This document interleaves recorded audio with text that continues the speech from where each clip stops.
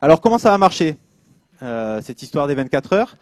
Depuis 7 jours, on a clôturé la deadline pour recevoir des projets. Maintenant, on est à 2 heures et passé. Je vais vous révéler les sujets qui vont être, que vous allez pouvoir traiter pendant 24 heures. Vous allez pouvoir constituer les équipes de manière libre, avec seulement quelques conditions sur le nombre maxi de participants par équipe. Mais vous pouvez former les équipes de manière libre. C'est un des points importants des 24 heures, c'est que les équipes se constituent au dernier moment sur vos propres desiderata. Et puis dans 24 heures, tout va s'arrêter. Enfin, pour nous, mais pour vous, ce sera que le début. Les survivants des 24 heures vont devoir présenter leurs résultats en 3 minutes chrono devant le jury qui va ensuite décerner les meilleurs prix. Qui va décerner les meilleurs prix aux meilleures équipes. Alors on aura une dizaine de prix en général. Je peux annoncer, sûrement il y aura un premier prix, un second prix, un troisième prix, le prix de l'éco-innovation, le prix du meilleur concept, le prix du meilleur design, le prix de la meilleure présentation. On veut se laisser surprendre, donc ne restez pas bloqués sur ces prix-là. On peut se laisser surprendre par toute production qui vont apparaître en 24 heures. Alors, quelles sont les conséquences de ces 24 heures?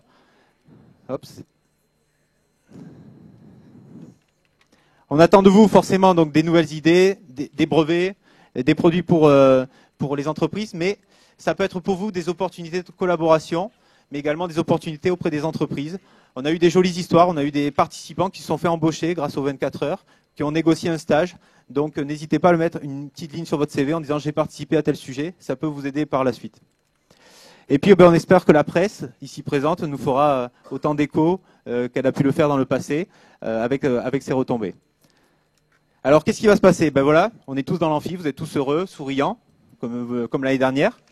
Et puis vous allez commencer à travailler au tableau, en faisant des sketchs, et puis pourquoi pas utiliser le matériel informatique, et puis pourquoi pas faire des rencontres, certains vont faire du networking. Et puis vous allez commencer à vous angoisser, à trouver des solutions, à appeler l'extérieur, le coup de fil à un ami, c'est faisable, vous pouvez appeler l'extérieur. Et comme on va quand même essayer de vous nourrir avec quelques pizzas ce soir pour vous maintenir en forme. Certains vont continuer à travailler, tard dans la nuit. On aura des gens qui seront capables de vous aider à produire des modèles CAO tard dans la nuit. On a une petite idée de qui ça peut être, Franck Hélin, je ne sais pas s'il est dans le coin. Il sera là pour vous. Donc certains vont travailler tard pendant la nuit, d'autres moins. Donc là, on aura quelques exemples cette nuit, je pense. Donc on va vous donner du café quand même pour tenir. Et puis au bout d'un moment, on aura besoin de s'amuser un petit peu. Donc il y aura des instruments qui vont sortir. Donc si certains sont un peu batteurs, guitaristes, violonistes, troubadours et autres, stripteaseurs, stripteaseuses, on prend tout ce qui peut animer un groupe. Et puis demain, on va se retrouver à 14 h. Et puis on attend de vous de faire un petit show de 3 minutes. N'ayez pas peur. Vous pouvez nous présenter ça de manière assez intéressante et percutante. Étonnez le jury, il est là pour ça. Alors, quelques points clés. N'oubliez pas de respecter la confidentialité des données que votre porteur de projet va vous passer. Et s'il exige de la confidentialité, respectez-la. C'est quand même des clauses importantes pour ces 24 heures. On va limiter à 10 participants par équipe. Et vous aurez à nommer un capitaine par équipe qui sera un peu notre relais principal. Une équipe, un sujet. Donc premier arrivé, premier servi.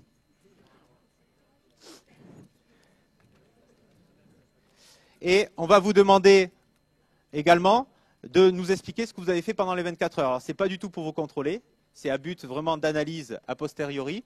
Et donc pour ça, on va vous demander d'aller sur le site web des 24 heures, toutes les heures à peu près, et de nous expliquer quelles sont les principales activités que vous avez faites pendant les 24 heures. Pour ça, on demande au capitaine d'équipe de revenir, on va se donner 1 heure à peu près, de revenir pour être formé, pour pouvoir utiliser ce petit outil qui est très simple d'utilisation. Vous verrez. Mais on a déjà des cadeaux. Pourquoi? Parce que chaque année, on fait un concours de parrainage. Et donc, chaque année, on essaye de récompenser celui qui a fait le plus de bruit sur les 24 heures, qui nous a ramené des participants de l'extérieur, qui nous a ramené également des sujets. Et cette année, je crois que Thierry Stockerman, je ne sais pas s'il est dans le coin. C'est notre gagnant. Alors, j'ai pas le cadeau tout de suite, en fait. Mais en fait, ce qu'on te propose, c'est de faire une petite croisière en bateau. En fait, c'est Ernest Porras, un des salariés de l'Estiac, un petit bateau de 15 mètres, et qui propose de partir à plusieurs. Donc, tu pourras inviter peut-être un peu de monde. Et donc, on ira faire une petite croisière en partant de Biarritz, peut-être aller du côté de Bilbao, profiter de Bilbao et revenir. Voilà, donc c'est le petit cadeau qui va bien. Voilà, ça te va ?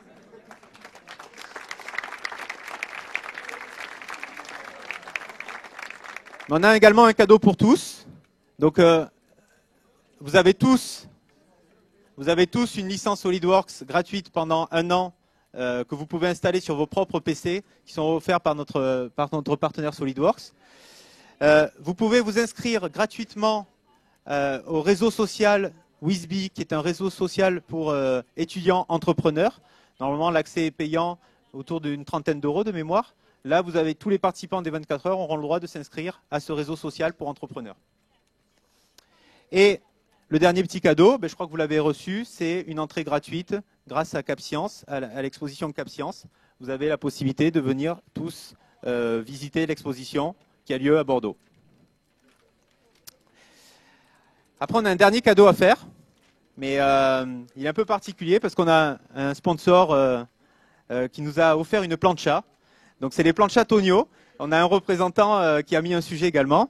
Le voici. Donc, il nous a donné une plancha. Donc, on s'est dit, si on met une plancha en lot pour 10, ça va être difficile de la couper. Chacun va partir un bout. Et puis, on voulait l'offrir à une personne. Et cette personne, en fait, pendant les 24 heures, moi, je me fais plaisir. Je fais ce que je veux. J'ai l'impression d'avoir l'école pour moi tout seul. Et donc, je vais me faire plaisir, c'est de l'offrir à mon directeur, qui n'est pas du tout au courant. Et je sais qu'il n'aime pas du tout ça, mais en fait, c'était... je crois que toutes les deux équipes, la Web TV Team et également le staff, on avait envie de faire plaisir à notre directeur qui nous a autorisé quand même à faire les 24 heures pendant 4 ans. C'est une vraie prise de risque. Et donc, Monsieur Guirès, si vous voulez bien vous donner la peine de venir recevoir votre plancha.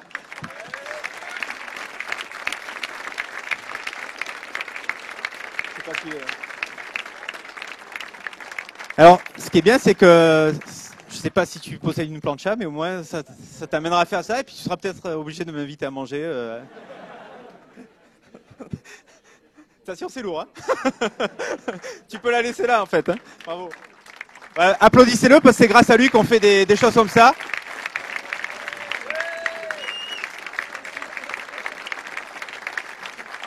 Voilà, c'était mon petit plaisir des 24 heures. Merci de me l'avoir permis. Désolé Jean-Roch, je te préviendrai la prochaine fois. Bon voilà, maintenant on en vient au cœur du problème. Je vais présenter tous les sujets des 24 heures et donc vous allez devoir faire votre choix parmi tous ces sujets-là. Je vous ai mis une petite musique d'ambiance, histoire de vous mettre en situation.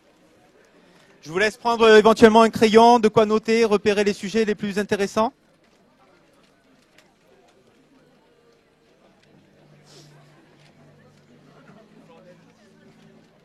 Alors c'est parti. Le premier sujet est proposé par Turbomeca. Il est porté par Frédéric Arnoux, ici présent. Frédéric, n'hésite pas à te lever, que tout le monde te repère. L'idée, ça va être de travailler sur les objets communicants pour des missions aéronautiques VTOL. Donc VTOL, ça veut dire Vertical Takeoff and Landing.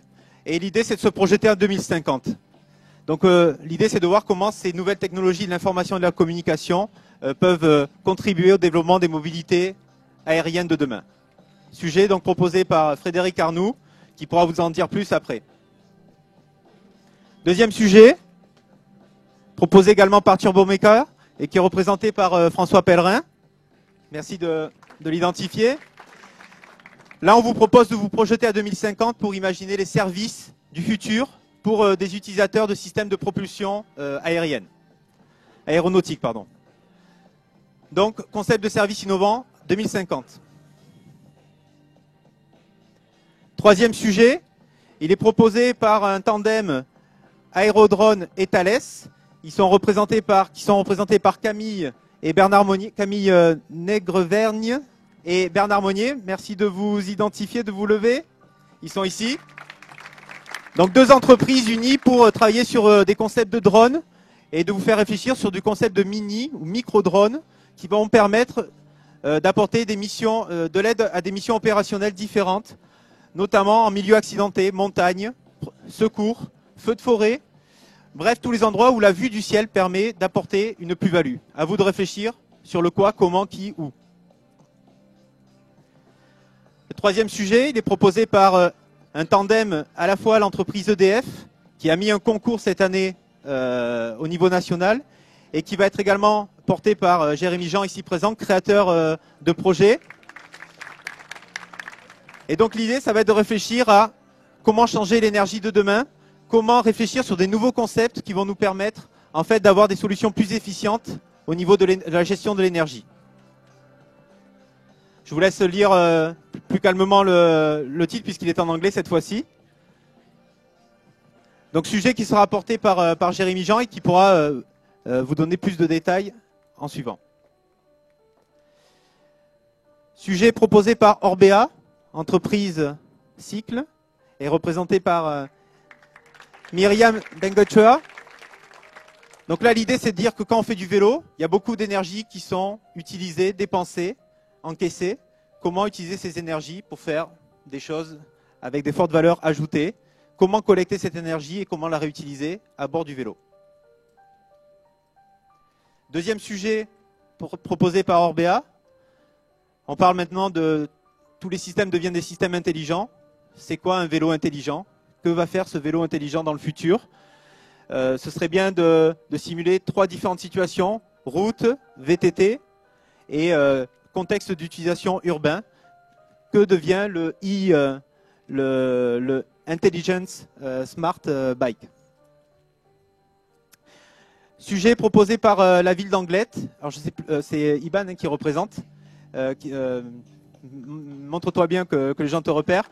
L'idée, ça va être de voir comment on peut trouver des solutions pour définir des solutions contre le vol, la dégradation des vélos, notamment quand ces vélos sont mis en libre service dans les villes. Sujet proposé par l'entreprise Asma et qui va être représenté par Thomas Elizondo. Est-ce qu'il est présent? Oui, merci.